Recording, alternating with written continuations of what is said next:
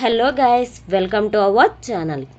మారువేషంలో పేరెంట్స్ మీటింగ్కి వచ్చి మనోజ్కి అడ్డంగా దొరికిపోయిన రోహిణి, చెంప పగలగొట్టిన ప్రభావతి. ఏం జరిగిందో తెలుసుకోవాలంటే ముందుగా మనమైతే వీడియోలోకి వెళ్ళిపోదాం.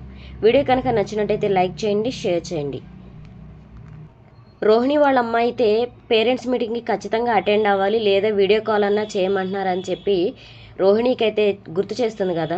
నేనున్న టెన్షన్స్లో నేనైతే ఇప్పుడు పేరెంట్స్ మీటింగ్కి అటెండ్ అవ్వలేనమ్మా, మొత్తం నువ్వే చూసుకోవాలని నీకు చెప్పాను కదా. మళ్ళీ నేను తల్లినని 10 సార్లు ఎందుకు నాకు గుర్తు చేస్తావు రోజుకి నాకు తెలియదు ఆ మాత్రం అని అంటుంది. అయ్యేసరికి లేదమ్మా, ఇప్పుడు ఖచ్చితంగా పేరెంట్ తల్లి కానీ తండ్రి కానీ వచ్చి ఆ మీటింగ్కి అటెండ్ అవ్వాలి, ఇది ఖచ్చితంగా అని చెప్పి చెప్తున్నారు. ఒకవేళ విదేశాల్లో కానీ అవుట్ ఆఫ్ స్టేషన్ ఉంటే ఖచ్చితంగా వీడియో కాల్ చేసైనా సరే కన్ఫర్మ్ చేయమంటున్నారని చెప్పి స్కూల్లో ప్రిన్సిపాల్ చెప్పారని చెప్పి అయితే రోహిణి వాళ్ళ అమ్మ రోహిణికి చెప్తుంది. అయ్యేసరికి సరేలే, నేను ఏదో ఒకటి చేస్తాను, నువ్వు ముందైతే ఫోన్ పెట్టేసి. అలాగే వన్ మోర్, ఇంకొకటి ఏంటంటే బాలు ఏదన్నా క్వశ్చన్ చేసినా, బాలు కనిపించినా ఎక్కువగా మాట్లాడొద్దు నువ్వు.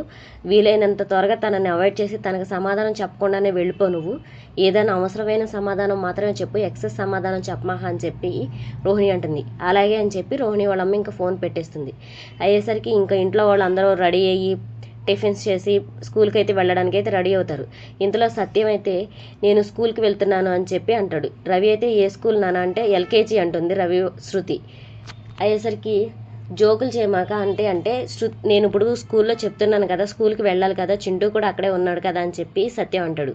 అవునా, ఈరోజు నేను కూడా వస్తాను చింటూని చూడడానికి అని చెప్పి అంటుంది. నువ్వెందుకు అక్కడికి వెళ్ళడం అని చెప్పి ప్రభావతి అయితే అడుగుతుంది. అడిగేసరికి మా పాత్రలు అంతే, నేను మీనా వెళ్ళాలి, చింటూకి ఒక మంచి లైఫ్ ఇచ్చేంత వరకు మేము ఇలా పోరాడుతూనే ఉంటామని చెప్పి బాలు అంటాడు. ఇంకా మీనా నువ్వు వస్తావంటే లేదండి నేను రాను, మీరు వెళ్ళండి అని చెప్పి మీనా అంటుంది. అయ్యేసరికి ఇంకా బాలు అయితే నాన్న ఈరోజు నేను స్కూల్ దగ్గర దింపి నేను కూడా చింటూని చూస్తాను, చాలా రోజులైంది వాడిని చూసి అని చెప్పి బాలు అంటాడు. అయ్యేసరికి సరే రారా అని చెప్పి సత్యం అంటాడు. అయ్యేసరికి ఇంకా రోహిణి అయితే ఇప్పుడు వీళ్ళంతా స్కూల్కి వెళ్తే నేను దొరికిపోతాను అడ్డంగా, ఇప్పుడు నా కొడుకు పేరెంట్స్ మీటింగ్కి నేను ఎలా అటెండ్ అవ్వాలి, వీళ్ళు కూడా నాకు తలకాయ నొప్పిగా తయారయ్యారు, ఇప్పుడు వెళ్ళపోతే నేను వీడప్పుడు ఎప్పుడైనా వెళ్ళి చూడొచ్చు కదా అని చెప్పి అయితే రోహిణి తిట్టుకుంటూ ఉంటుంది. ఎలా వెళ్ళాలి అని చెప్పి అయితే రోహిణి చాలా టెన్షన్ పడుతూ ఉంటుంది. ఇంకా సత్యాన్ని తీసుకుని అయితే బాలు స్కూల్కి అయితే బయలుదేరుతాడు. ఇంకా మనోజ్ కూడా తనకు వేరే పని ఉంది, తన బిజినెస్ కోసం అని చెప్పి ఆఫీస్కి వెళ్తున్నానని చెప్పి రోహిణికి నేను ఆఫీస్కి వెళ్తున్నానని చెప్పి తను కూడా తన ఆఫీస్కి వెళ్తాడు. ఇందులో చింటూ వాళ్ళ నానమ్మ కలిసి అయితే మనోజ్కి ఎదురుపడేసరికి ఇంకా నన్ను స్కూల్లో డ్రాప్ చేయండి అంకుల్ అని చెప్పి చింటూ అడుగుతాడు. సరే అమ్మ నేను తీసుకెళ్తాను, ఎక్కడ మీ స్కూల్ అని చెప్పి అడుగుతాడు. ఇక్కడ శాంతినగర్ దగ్గర అంటే ఓకే, నేను కూడా అటువైపు వెళ్తున్నాను, రండి కూర్చోండి నేను డ్రాప్ చేస్తానని చెప్పి మనోజ్ వాళ్ళిద్దరిని అయితే కారులో ఎక్కించుకుని వెళ్తాడు. ఇంకా వాళ్ళ నానమ్మ అయితే ఇది మంచికి వచ్చిందో చెడుకు వచ్చిందో, వీళ్ళని నేను దూరంగా ఉంచాలనుకుంటున్నాను కానీ తెలియకుండానే వీళ్ళు దగ్గర అవుతున్నారు, దేవుడా ఇక నువ్వే దిక్కు అని చెప్పి దేవుడి మీద భారం వేసి అయితే చింటూతో పాటు కారులో కూర్చుని అయితే స్కూల్కి వెళ్తుంటే ఇంకా రోహిణి అయితే టెన్షన్ పడుతుంటుంది. ఇప్పుడు పేరెంట్స్ మీటింగ్కి నేను ఎలా వెళ్ళాలి, వీళ్ళందరి నుంచి ఎలా తప్పించుకోవాలి నేను అని చెప్పి అయితే టెన్షన్ పడుతూ ఉంటే ఇంతలో విద్యు అయితే అక్కడికి వస్తుంది. ఏమైంది, ఎందుకంత టెన్షన్ పడుతున్నావు అంటే ఏం చేయాలో తెలియట్లేదు, ఈరోజు చింటూకి పేరెంట్స్ మీటింగ్ ఖచ్చితంగా నన్ను రమ్మని చెప్పి అన్నారని చెప్పి అమ్మ చెప్పింది, ఇప్పుడేమో వీళ్ళు కూడా అక్కడికి వెళ్ళారు, బాలును సత్యం మామయ్య గారు అందరూ అక్కడికి వెళ్ళారు, ఇప్పుడు నేను వాళ్ళ కళ్ళు కప్పి నేను నా కొడుకుని ఎలా నా తల్లిగా నేను నిరూపించుకోవాలో నాకేం అర్థం కావట్లేదంటే ఇందులో ఆలోచించడానికి ఏముంది, ఎలాగైనా వెళ్ళాలి ఖచ్చితంగా, అది నువ్వేదైనా నీకు అలవాటే కదా వేషాలు వేయడం, నాటకాలు ఆడడం, అబద్ధాలు చెప్పడం నీకు అలవాటే కదంటే ఏం మాట్లాడుతున్నావా అని చెప్పి అంటుంది.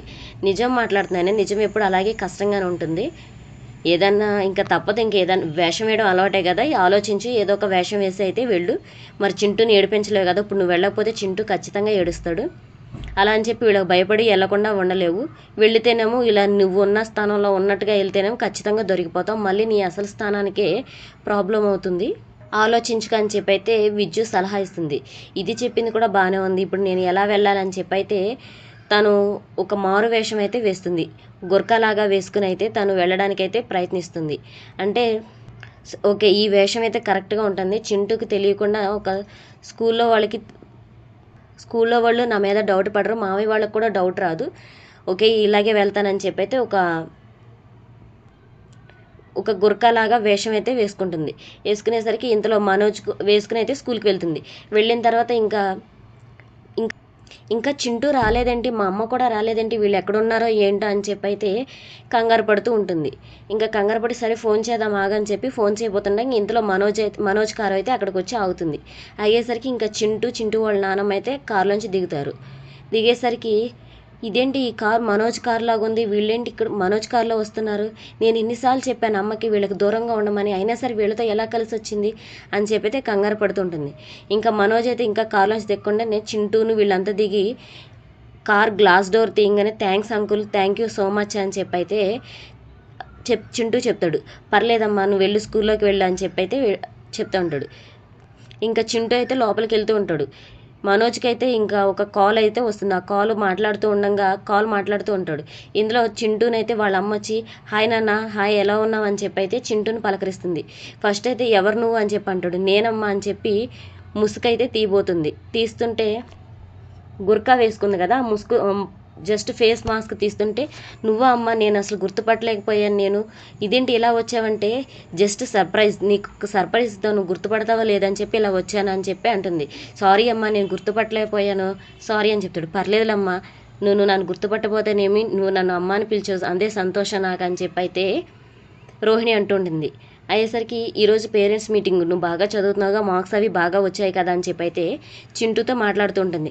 నేను బాగా చదివానమ్మా, నాకు మంచి మార్క్స్ వచ్చినాయి, ఈరోజు నాకు ప్రైజ్ కూడా ఇస్తారు, నువ్వు చూస్తూ ఉండు, నిన్ను ఇవాళ మెచ్చుకుంటారు స్కూల్లో, మా ప్రిన్సిపల్ మేడం కూడా నిన్ను మెచ్చుకుంటారని చెప్పి చింటూ అంటూ ఉంటాడు. ఇంకా చింటూ వాళ్ళ నాన్నమ్మ కూడా చాలా సంతోషిస్తూ ఉంటుంది. ఇంకా నువ్వు వచ్చావు అంతే చాలమ్మా, నువ్వు ఎక్కడ రావేమో, బాబు ఏడుస్తాడేమో అని చెప్పి నేను అనుకుంటున్నానంటే లేదమ్మా నేను వస్తానని నీకు చెప్పాను కదా అని చెప్పి రోహిణి వాళ్ళ అమ్మతో ఉంటుంది. ఇంకా అనేసరికి సరే ఓకే అని చెప్పి ఇంకా వాళ్ళు లోపలికి వెళ్తుండగా మనోజ్ కాల్ అయిపోయి కార్ స్టార్ట్ చేయబోతుండగా రోహిణిని అయితే చూస్తాడు. వెనక నుంచి చూసి ఇదేంటి అచ్చం రోహిణిలాగా ఉంది, పైగా గుర్కా వేసుకుంది ఏంటి, రోహిణి కాదా, నేనేమైనా డౌట్ పడుతున్నాను, అసలు రోహిణి ఎక్కడుందో ఏంటో, కాల్ చేస్తాను ఆగని చెప్పి అయితే తనకి కాల్ చేస్తాడు. కాల్ చేస్తుంది ఈ టైంలో మనోజ్ కాల్ చేస్తున్నాడు ఏంటి అని చెప్పి షాక్ అవుతుంది. కాల్ కట్ చేసేసి ఇంకా తనైతే కాల్ లిఫ్ట్ చేయదు. ఇదేంటి కాల్ కట్ చేస్తుంది, ఖచ్చితంగా ఇక్కడ ఉన్నామా రోహిణి అంటుంది. అయినా స్కూల్కి రావాల్సిన అవసరం రోహిణికి ఏముంది, నా దగ్గర ఏదో దాస్తుంది, ఈమె రోహిణి కాదా, కనుక్కుందాం ఆగని చెప్పి అయితే కారు అక్కడ ఆపేసి లోపలికైతే వస్తూ ఉంటాడు. ఇంకా వచ్చేసరికి ఇంతలో సత్యం అయితే ఎదురుపడతాడు. ఏమైందిరా నువ్వేంటి ఇక్కడ అని చెప్పి అంటుంది. అది నాన్న, నేను చింటూని వాళ్ళ అమ్మమ్మని నేను తీసుకొచ్చి ఇక్కడ డ్రాప్ చేయడానికి వచ్చాను అని చెప్పి అయితే మంచిదే కదా, డ్రాప్ చేసావుగా, మంచి పనే చేసావు, అయితే వెళ్ళి ఇంకా తిరిగి ఆఫీస్కి వెళ్ళవా అని చెప్పి సత్యం అంటాడు. లేదు నాన్న ఇక్కడ రోహిణి ఉన్నట్టు నాకు అనిపిస్తుందంటే, అనిపించడం ఏంటంటే లేదు నాన్న నేను వెనకాల నుంచి చూశాను, తన అచ్చం రోహిణి లాగానే ఉందంటే, నీకేమైనా మతిపోయిందా, రోహిణి ఇక్కడ ఎందుకు ఉంటుంది, పార్లర్లో ఉంటుంది, నువ్వు పార్లర్కి వెళ్ళి చూసుకోవాలి కానీ ఇక్కడికి వచ్చి వెతుకుతానంటే ఏంటి మతి లేని వాళ్ళలాగా అని చెప్పి సత్యం అంటాడు. లేదు నాన్న నేను అబద్ధం చెప్పట్లేదంటే, సరే నీకు ఇక్కడ రోహిణి ఉందని అంటావు అంతేనంటే, అవును నాన్న ఇక్కడే ఉందంటే, సరే ఎవరైనా అడిగితే సత్యం కొడుకునని చెప్పాను, వెళ్ళి వెతుకు నీ భార్య ఎక్కడుందని చెప్పి సత్యం అంటాడు. సత్యం అనేసరికి నేను థ్యాంక్స్ నాన్న అని చెప్పి అయితే మనోజ్ వెతుకుతూ ఉంటాడు. ఎక్కడుంది, ఇక్కడే చూశాను కదా, రోహిణి ఎక్కడుంది అని చెప్పి అయితే మనోజ్ వెతుక్కుంటూ ఉంటాడు. ఇంతలో పేరెంట్స్ మీటింగ్ అయితే స్టార్ట్ అవుతుంది. వెల్కమ్ టు ద స్కూల్ అని చెప్పి అయితే ఈరోజు మిమ్మల్ని అందరినీ గ్యాదర్ చేసిన పర్పస్ ఏంటంటే, ఎవరి పిల్లలు ఎంత వృద్ధి చెందారు, ఎడ్యుకేషన్లో కానీ కమ్యూనికేషన్ స్కిల్స్లో కానీ అన్నింటిలో ఎంత డెవలప్ అయ్యారనేది వాళ్ళ పేరెంట్స్కి తెలియజేయడానికే మేము ఈ మీటింగ్ ఏర్పాటు చేసాము అని చెప్పి పేరెంట్స్ మీటింగ్ అయితే స్టార్ట్ చేస్తారు. స్టార్ట్ చేసేసరికి పిల్లలందరికీ ఒక్కొక్కరికి అయితే గిఫ్ట్స్ ఇస్తూ ఉంటారు. ఇంతలో చింటూ అని చెప్పి చింటూని కూడా పిలుస్తారు. చింటూ నేమ్ రాగానే చింటూ కూడా స్టేజ్ పైకి వెళ్తాడు. ఈ బాబు గురించి చెప్పాలి, ఈ బాబు చాలా ప్రత్యేకం, వచ్చినప్పుడు చాలా డల్గా ఉండేవాడు, కానీ పల్లెటూరు నుంచి సిటీ స్కూల్కి వచ్చినా కానీ తనను తాను డెవలప్ చేసుకున్నాడు. ఇతన్ని ఇంత కృషి చేసి తన తల్లి కష్టాన్ని గుర్తించి బాబు తనను తాను మార్చుకున్నాడు. ఇప్పుడు ఒక ఫస్ట్ స్టూడెంట్గా తను ఎదిగి చూపించాడు.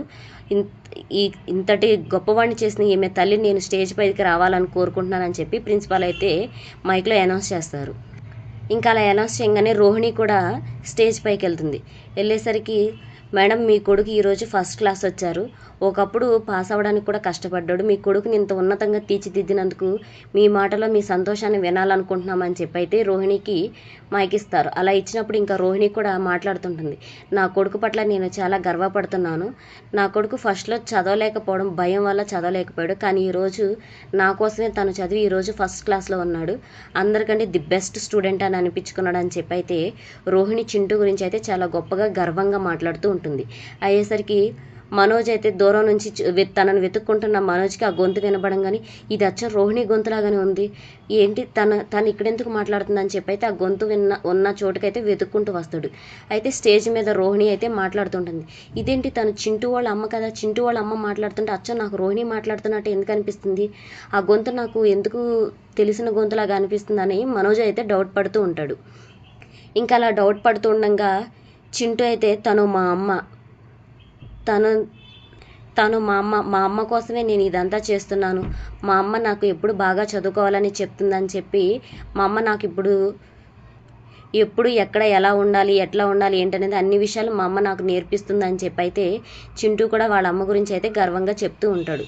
ఇంకా అలా చెప్పేసరికి ఖచ్చితంగా ఇది రోహిణి గొంతు, కానీ రోహిణి ముసుగేసుకుని ఇక్కడికి ఎందుకు వస్తుందని చెప్పి అయితే మనోజ్ డౌట్ పడుతూ ఉంటాడు. అయ్యేసరికి ఇంకా పేరెంట్స్ మీటింగ్ అయితే కంప్లీట్ అయిపోయిన తర్వాత చింటూకి కూడా ప్రైజ్ ఇచ్చి అందరూ కూడా రోహిణిని వాళ్ళ కొడుకుని చింటూని అయితే అందరూ పొగుడుతూ ఉంటారు. ఇంకా వాళ్ళు చాలా సంతోషంగా అయితే ఫీల్ అవుతూ ఉంటారు. ఇంతలో మీటింగ్ కంప్లీట్ అయిపోయిన తర్వాత ఎవరు అవార్డ్స్ వాళ్ళు తీసుకుని ఎవరి కాళ్ళు వెళ్ళిపోతూ ఉంటారు. వెళ్ళిపోయేసరికి ఇంతలో తన యాక్సెసరీస్ తన ఏవైతే తెచ్చుకుందో అవన్నీ అయితే తను చేంజ్ చేసుకుంటూ ఉంటుంది. వెంటనే పార్లర్కి వెళ్ళాలి, మనోజ్ కూడా కాల్ చేసినట్టు ఉన్నాడు, తనకి నా మీద డౌట్ వచ్చినట్టు ఉందని చెప్పి అయితే ఆ యాక్సెసరీస్ అన్నీ తీసైతే తను బ్యాగ్లో పెట్టుకోబోతున్న ముందు ఇది మనోజ్ తనని వెతుక్కుంటూ ఆల్రెడీ వస్తాడు కదా, ఇది వచ్చో రోహిణి బ్యాగ్, ఈ బ్యాగ్ నాకు బాగా గుర్తు, ఇది నేను గిఫ్ట్గా ఇచ్చిన బ్యాగ్ కదా, ఈ బ్యాగ్ ఎందుకు ఉందని చెప్పి అయితే తన డౌట్ ఇంకొంచెం ఎక్కువ అవుతూ ఉంటుంది. అయ్యేసరికి ఇంకా తనైతే సరే మీటింగ్ ఫినిష్ అయినాక మళ్ళీ రోహిణిని వెతుక్కుంటూ వచ్చేసరికి అయితే తన బ్యాగ్ తీసుకుని తన యాక్సెసరీస్ అన్నీ చేంజ్ చేసుకుని అయితే తను అక్కడి నుంచి వెళ్ళిపోయేసరికి అదేంటి ఇక్కడ బ్యాగ్ ఉండాలి కదా, మళ్ళీ బ్యాగ్ ఏమైపోయిందని చెప్పి అయితే మనోజ్ డౌట్ పడుతూ ఉంటాడు. అయ్యేసరికి ఇక్కడ అసలు ఈ చింటూ వాళ్ళ అమ్మ ఏమైంది, ముందు చింటూని వెతుకుదాం ఆగు, చింటూని చూస్తే చింటూ వాళ్ళ అమ్మను అడగొచ్చు తన మేలి ముసుగు ఎందుకు వేసుకుందని చెప్పి అయితే చింటూ దగ్గరికి అయితే వెళ్తూ ఉంటాడు. ఇంతలో చింటూ అని చెప్పి పిలుస్తుండగా చింటూ అయితే ఇంతలో వాళ్ళ ఆటో వచ్చి అయితే వాళ్ళ ఆటోలో అయితే వెళ్ళిపోతుంటారు. అబ్బా వీళ్ళు భలే మిస్ అయిపోయారే, ఇప్పుడు వచ్చింది రోహిణియే కాదా ఎలా తెలుసుకోవాలని చెప్పి అయితే అడుగుతూ ఉంటే ఇంతలో మనోజ్ విజ్జీకి అయితే ఫోన్ చేసరికి చెప్పండి అంటే రోహిణి అక్కడ ఉందా అని చెప్పి అంటాడు. ఇంతలో రోహిణి అయితే అక్కడికి వెళ్ళిపోయి ఉంటుంది. అయ్యేసరికి స్పీకర్ ఆన్ చేసి నిన్నే అడుగుతున్నాను చెప్పు, రోహిణి అక్కడ ఉందంటే ఇక్కడే ఉంది, తన పొద్దు నుంచి మేకప్లో చాలా బిజీగా ఉంది, అందుకే ఫోన్ కూడా పక్కనే ఉంది, సైలెంట్లో ఉందని చెప్పి అయితే తను చెప్తూ ఉంటుంది. ఏమైనా ఇంపార్టెంటా, ఫోన్ ఇవ్వమంటారని అంటే లేదు ఇంపార్టెంట్ ఏం కాదు, జస్ట్ నేను కాల్ చేస్తాను, తిరిగి నాకు కాల్ బ్యాక్ చేయమని చెప్పు అంతే అని చెప్పని మనోజ్ ఫోన్ పెట్టేస్తాడు. అయితే రోహిణి అక్కడే ఉందని చెప్పి విజయ్ చెప్తుంది. మరి నేను చూసింది ఎవరు, తన వాయిస్ ఎందుకు అలా అనిపించింది, తనని వెనక నుంచి చూస్తే నాకు రోహిణిలాగా ఎందుకు అనిపించింది, నేనేమైనా భ్రమపడుతున్నానా అని చెప్పి అయితే మనోజ్ డౌట్ పడుతూ ఉంటాడు. అయినా విజ్జి చెప్పిన మాటలు నిజమని ఎందుకు అనుకోవాలి, ఒకసారి పార్లర్కి వెళ్ళి చూసొద్దాం అని చెప్పి అయితే పార్లర్కి వెళ్తాడు. ఇంకా పార్లర్కి వెళ్ళేసరికి రోహిణి అక్కడైతే మేకప్ చేస్తూ ఉంటుంది. రోహిణి ఇక్కడే ఉంది కదా, మరి చింటూ వాళ్ళ అమ్మ నాకు రోహిణిలాగా ఎందుకు అనిపిస్తుంది అని చెప్పి అయితే మనోజ్ అనుమాన పడేసరికి ఇంతలో మనోజ్ రావడం అయితే రోహిణి చూస్తుంది. ఏమైంది మనోజ్ ఇక్కడ ఎందుకు ఉన్నావు అంటే ఏం లేదు, కాల్ చేసినా రెస్పాండ్ అవ్వట్లేదుగా, ఏం చేస్తున్నావు నువ్వు అని చెప్పి నేను వచ్చానంటే అదా పొద్దు నుంచి చాలా మేకప్ చాలా వర్క్ లోడ్ ఎక్కువ ఉండి నేను పట్టించుకోలేదు, ఏమనుకోకు మనోజ్, ఏమన్నా చెప్పాలంటే అదేం లేదు జస్ట్ నార్మల్గానే వచ్చాను, ఓకే నువ్వు వర్క్ చూసుకో, మనం ఈవినింగ్ మాట్లాడుకుందాం అని చెప్పి అయితే మనోజ్ అక్కడ నుంచి అయితే వెళ్ళిపోతాడు. ఇంకా వెళ్ళిపోతుండగా తనకు ఆ బ్యాగ్ అయితే కనిపిస్తూ ఉంటుంది. అదేంటి సేమ్ బ్యాగ్ అక్కడ కూడా ఉంది కదా అని చెప్పి అయితే తను డౌట్ పడుతూ ఉంటాడు. మనోజ్ నిన్నే పిలుస్తున్నాను, ఏమైంది అంటుంది రోహిణి. ఏం లేదు రోహిణి, నేను వెళ్తున్నాను, నాకు ఆఫీస్ టైం అవుతుంది అని చెప్పి అయితే మనోజ్ అక్కడ నుంచి అయితే వెళ్ళిపోతాడు. ఇంకా వెళ్ళిపోయేసరికి ఆఫీస్కి వెళ్ళినా కానీ రోహిణి గురించి ఆలోచిస్తూ ఉంటాడు. అయితే తనని కస్టమర్స్ అయితే వచ్చి పిలుస్తూ ఉంటారు. అయినా కానీ పట్టించుకోకుండా కింద మేనేజర్ చూసుకోండి మీరు అని చెప్పి అయితే తన వర్క్ అయితే వాళ్ళకి చెప్పేస్తూ ఉంటాడు. ఏమైంది ఈరోజు బాస్కి అని చెప్పి మేనేజర్ కూడా అనుకుంటూ ఉంటాడు. ఎందుకు రోహిణి నా దగ్గర ఏదో దాస్తుంది, ఆ నిజమేంటి నాకు చెప్తే ఏమైంది అర్థం చేసుకుంటాను కదా అని చెప్పి మనోజ్ అనుకుంటుంటాడు. నాకు నిజం చెప్పట్లేదా, లేకపోతే నేనే ఎక్కువ అనుమానం పడుతున్నానని చెప్పి మనోజ్ ఆలోచిస్తుంటాడు. సరే ఇంటికి వెళ్తాను కదా, అప్పుడు ఖచ్చితంగా నేను తెలుసుకుంటాను, రోహిణిని నేను స్ట్రైట్గా అడిగేస్తాను, అప్పుడు ఏం సమాధానం చెప్తుందో తను అని చెప్పి అయితే మనోజ్ అనుకుంటుంటాడు. ఇంకా ఈవినింగ్ అయ్యేసరికి అందరూ ఇంటికి వస్తారు. ఇంటికి వచ్చేసరికి అందరూ డిన్నర్ చేస్తూ ఉంటారు. డిన్నర్ చేస్తూ ఉంటే మనోజ్ అయితే ప్లేట్లో అన్నం కలుపుతూ ఉంటాడు కానీ ఫుడ్ అయితే తినడు. రే డబ్బులు మింగేస్తున్నాడా, ఏం చేస్తున్నావు నువ్వు అని చెప్పి అయితే బాలు అడుగుతాడు. అడిగేసరికి నీకెందుకురా నేనేం చేస్తా అని చెప్పి మనోజ్ అంటాడు. అన్నం తినకుండా దాంట్లో ముగ్గులేస్తున్నావుగా అందుకే అడుగుతున్నా అని చెప్పి బాలు అనేసరికి నా ఇష్టం, నాకు ఆకలిగా లేదని చెప్పి అయితే తను అక్కడ నుంచి చేయి కడిగేసి అయితే వెళ్ళిపోతాడు. ఏమైంది వీడికి కొత్తగా బిహేవ్ చేస్తున్నాడు అని చెప్పి మీనాతో అంటాడు.